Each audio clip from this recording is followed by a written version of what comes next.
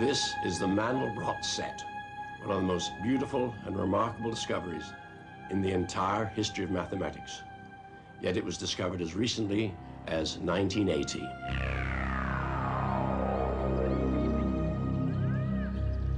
The invention of the silicon chip in the 1970s created a revolution in computers and communication, and hence transformed our way of life. We are now seeing another revolution, which is going to change our view of the universe and give us a better understanding of its working. I'm Arthur C. Clarke. I write science fact and science fiction. You may know my movie 2001: A Space Odyssey. I've seen some remarkable developments and inventions in my lifetime, but one of the most extraordinary is the Mandelbrot set and fractal geometry. This film will explore the fractal universe, and on our voyage of discovery, we'll be helped by Professor Ian Stewart of the Mathematics Institute, University of Warwick, and author of over 100 published scientific works. Dr. Michael Barnsley, former professor of mathematics at Georgia Institute of Technology, who received a $2.5 million government grant in 1991 to develop fractal image compression systems. Professor Stephen Hawking, the mathematician and cosmologist, and author of the best-selling book, A Brief History of Time. And finally, Dr. Benoit Mandelbrot, whose unorthodox mathematics led to the discovery of the Mandelbrot set and fractal geometry.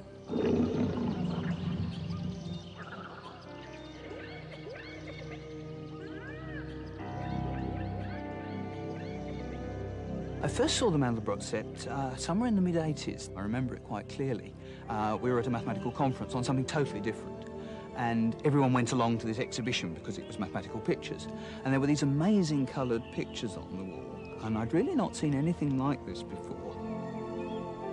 It's not easy to describe the Mandelbrot set visually. It looks like a man, it looks like a cat, it looks like a cactus, it looks like a cockroach. It's got little bits and pieces that remind us of almost anything that you can see out in the real world, particularly living things. So it has a character that reminds us of a lot of things, and yet it itself is unique and new. The Mandelbrot set is real, an absolute thing, no question whatsoever. Any mathematician or any computer scientist or student in a school can study it and find the same, describe the same thing. It's a common experience. And so such things that can be magnified forever and have infinite precision do exist, but they're not touchable. It's a geometrical shape, an icon, if you wish, which somehow embodies as an example a very important aspect of how the world works. Somebody recently actually called this set the thumbprint of God. Now we'll begin our serious exploration of the Mandelbrot set, a voyage which, in fact, could last forever and ever, much longer than the lifetime of the universe. I have here the full set, about 6 inches across. Now, if I blow this up, I'll increase the magnification now 13 times, and you'll see more and more detail is appearing. And the interesting thing is you see mini Mandelbrots, replicas, almost identical, yet perhaps subtly different, of the original set. And I can go on doing this. Here's a magnification of more than 3,000 times. So the original picture, about 6 inches across, is now half a mile across. And no matter how much we magnified it, a million times, a billion times, until the original set was bigger than the entire universe, we would still see new patterns, new images emerging, because the frontier of the M set is infinitely complex. And when I say infinitely, I really mean that. Most people, when they say infinitely, they mean only, or rather big, but this is really infinity.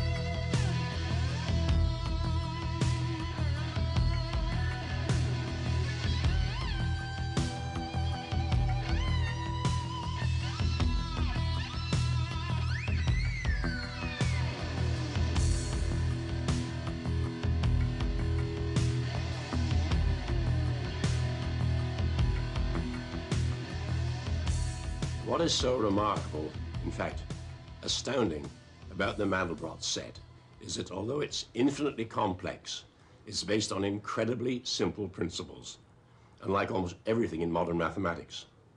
In fact, anybody who can add and multiply can understand the principles on which it's based.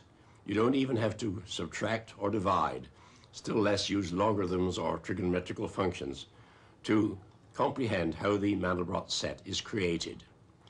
In fact, in principle, it could have been discovered any time in human history and not merely in 1980. But the problem is this: although it's only based on adding and multiplying, you have to carry out those operations millions, billions of times to create a complete set. And that's why it was not discovered until the era of modern computers. It was on the 1st of March, 1980, at IBM's Thomas J. Watson Research Center in upstate New York that Benoit Mandelbrot first glimpsed the M-set. The seeds of this discovery were, in fact, sown decades before the M-set was first seen. In Paris, in 1917, a mathematician called Gaston Julia published papers connected with so-called complex numbers. The results of his endeavors eventually became known as Julia sets, although Julia himself never saw a Julia set. He could only guess at them, and it wouldn't be until the advent of modern computers that Julia sets could be seen for the first time. For me, the first step, almost in a difficult mathematical problem, was to program it and see how it looked like. We started programming Julia sets of all kinds. It was extraordinarily great fun. And in particular, at one point, we became interested in Julia set of the simplest possible transformation. Z goes to Z squared plus C. So Z times Z plus C. I made many pictures of it. First of all, the first one was very rough. But the very rough picture, that was not the answer. Each rough picture asked a question, so I made another picture, another picture, another picture. And then